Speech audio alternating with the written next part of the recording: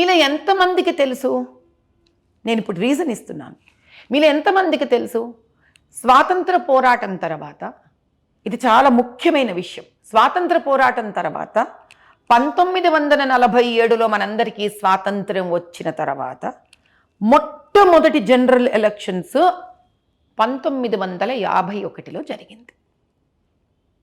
అప్పటికే బాబాసాహెబ్ భీమ్రావ్ అంబేద్కర్ గారు రాజ్యాంగ సృష్టికర్త, దళితులకి పిత, అధిపతి ఆయన.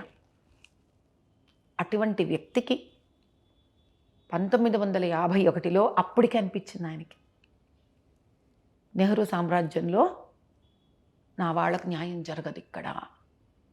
అప్పుడు ఆయన పార్టీ నుంచి రిజైన్ చేసి ఆయన లాంటి ఉద్దేశాలు ఉన్నవాళ్ళు, జయప్రకాష్ నారాయణ గారు, వీళ్ళందరూ కూడా కలిసి అప్పుడు పాపం ఆయన నార్త్ బాంబే నుంచి ఎలక్షన్స్కి నిలబడ్డారు అంబేద్కర్ గారు. ఆయనకు వ్యతిరేకంగా నెహ్రూ డోంగే అనే ఒక కమ్యూనిస్ట్ వ్యక్తిని నిలబెట్టించి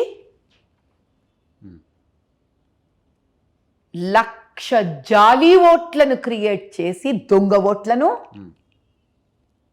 ఒక్కొక్క వ్యక్తికి 2 బ్యాలెట్ పేపర్స్ ఇచ్చి, అప్పటి నుంచే ఉందా ఇది, యు షుడ్ నో దిస్, అంబేద్కర్ని ప్యాంప్లెట్స్ ప్రింట్ చేయించారు అంబేద్కర్ గారి మీద తప్పుడు మాటలు మాట్లాడుతూ.